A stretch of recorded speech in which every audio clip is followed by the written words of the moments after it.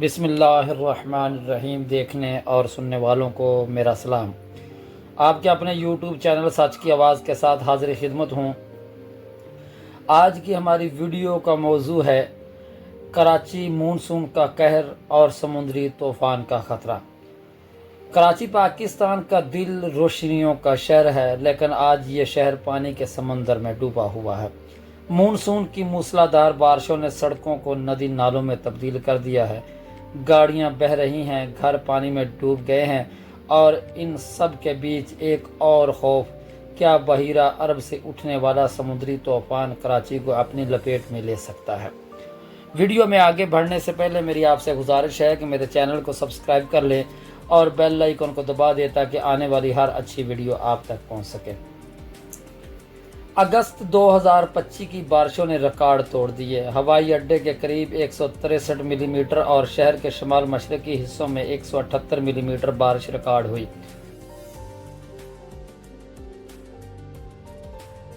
تو نتیجہ یہ ہوا کہ شہر کی اہم سڑکیں ندی نالوں میں تبدیل ہو گئی، بجلی بند، انٹرنیٹ معطل، ہسپتالوں میں ایمرجنسی، درجنوں قیمتی جانیں بارش اور کرنٹ لگنے کے حادثات میں ضائع ہو گئی۔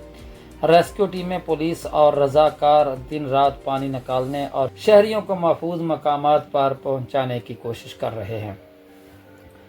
کراچی صرف بارش کا ہی نہیں بلکہ سمندر کے قہر کا بھی سامنا کرتا ہے۔ یہ شہر براہ راست بحیرہ عرب کے کنارے آباد ہے، اور یہی وجہ ہے کہ ہر سال یہاں سمندری طوفان کے خطرات بڑھ جاتے ہیں۔ ماہرین خبردار کرتے ہیں کہ اگر بارش اور سمندری طوفان اکٹھے ہو جائیں تو یہ شہر کسی بڑے المیہ سے دوچار ہو سکتا ہے۔ تیز ہوائیں، سمندر کی بلند لہریں اور ساحلی بستیاں سب خطرے کی زد میں آ جاتی ہیں۔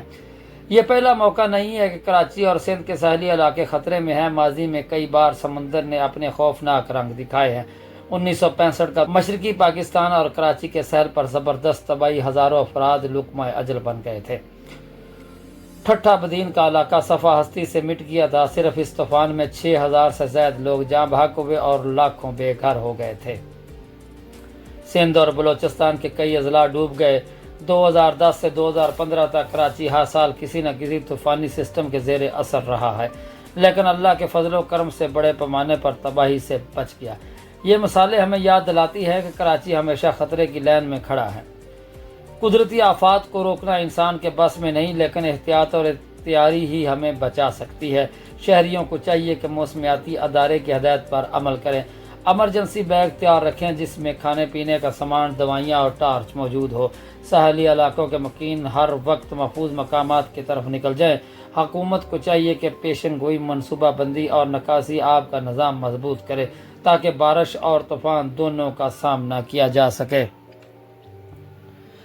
کراچی نے بارشوں کا قہر بھی دیکھا اور سمندر کا غضب بھی، لیکن اصل سوال یہ ہے، کیا ہم آئندہ آنے والے قدرتی آفات کے لیے تیار ہیں، یا پھر ہر بار تاریخ اپنے آپ کو دہراتی رہے گی اور یہ شہر بار بار ڈوبتا رہے گا؟ اگر ویڈیو اچھی لگے تو میرے چینل کو سبسکرائب کیجئے گا، شیئر کیجئے گا، لائک کیجئے گا۔